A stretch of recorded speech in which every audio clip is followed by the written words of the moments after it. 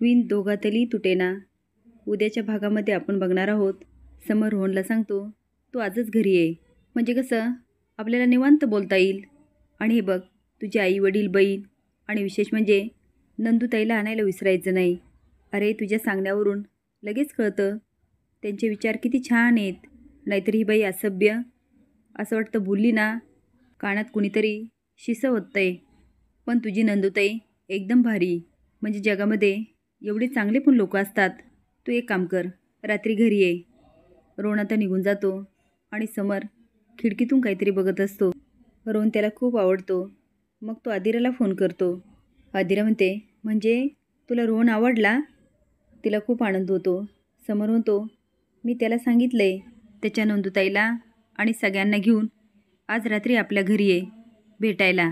आदिरा म्हणते, काय रोहन आणि त्याचे घरचे आपल्या घरी येणार? थँक्यू पिंट्या दादा. समर आता आनंदला बोलवतो आणि सगळी तयारी करायला सांगतो आणि म्हणतो, आनंद काही कमी पडता कामा नाही. त्या बाईमुळे मी त्याच्याशी धड बोलूही शकलो नाही. काय विचित्र बाई होती. आनंद म्हणतो, सोड ना आता.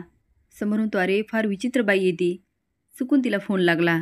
मला काय म्हणाली माहिती आहे, तुम्हाला सुप्रीम कोर्टात खेचेल. अरे कोर्टात खेचायला मी काय गुन्हेगार आहे का? तुला सांगतो आनंद, ही महाभयंकर बाई आहे. आनंद म्हणतो, हो ठीक आहे, सोड आता. सोनंदी रागातच असते. तेवढ्यात अंजलीचा फोन येतो आणि ती विचारते, काय गं सोनंदी, काय म्हणाले ते समर राजवाडे? सोनंदी म्हणते, एक नंबरचा फडतूस माणूस आहे. माझ्या आयुष्यात मी असा माणूस कधीच बघितला नाही आणि कधीतरी मोठ्या माणसांचं ऐकायचं असतं आणि आज तेच मी करणार आहे. समर घरी जातो आणि जे तयारी झालेली असते तो आनंदला म्हणतो, आज आदिराच्या आनंदाचा दिवस आहे. रोहन घरी जातो आणि म्हणतो, आवरा आवरा, आज रात्री आपल्याला आदिराच्या घरी जायचे. मंदाकिनी म्हणते, आदिराच्या घरी? आदिरा श्रीमंत असल्यामुळे मंदाकिनी खूप खुश असते. आता सोनंदी घरी येईपर्यंत सगळेच आवरून ठेवतात. सोनंदी घरी येते. रोहन म्हणतो, ताई ताई ताई पटकन आवर. अगं आज पिंट्या दादाने घरी भेटायला बोलवलंय आणि त्यांनी खास करून सांगितलंय की नंदूताईला घेऊन यायचं. सोनंदी म्हणते, अरे मी लगेच नाही येऊ शकत, माझं खूप महत्त्वाचं काम आहे. मी तेवढं करते आणि तुम्हाला जॉईन करते. रोहन म्हणतो, अगं पण ती म्हणते, प्लीज रोहन. तो म्हणतो, ठीक आहे पण लवकर येशील ना? मंदाकिनी म्हणते, हिचं नेहमीचंच आहे, एवढं काय महत्त्वाचं काम आहे काय माहिती.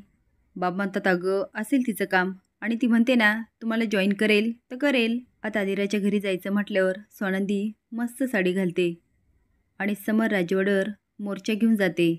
त्याच्या कंपनीच्या बाहेर उभा राहून मोठ्याने नारे देते, समर राजवाडे हाय हाय. आता ऑफिसमधून फोन येतो, सर मोर्चा आलाय. आनंद म्हणतो, काय मोर्चा? कुणी मोर्चा आणला? ते म्हणतात, स्वानंदी सरपोतदारांनी. आनंद म्हणतो, समर खूप मोठा प्रॉब्लेम झाला आहे.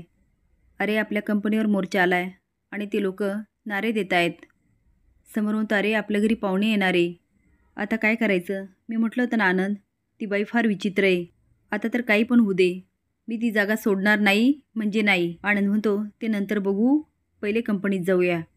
आता समरची गाडी येते आणि सोनंदी पुढे जाते. समर चिडत म्हणतो, बाद झाला आता, थांबवा हे, आय वॉर्निंग यू. सोनंदी म्हणते, तुम्ही आमच्या मागण्या ऐकणार नसाल तर आम्ही डायरेक्ट सुप्रीम कोर्टात जाऊ. समर म्हणतो, ठीक आहे, काय मागण्या आहे तुमच्या, बोला पटापट. आता सोनंदी सांगत असते आणि समर ऐकत असतो.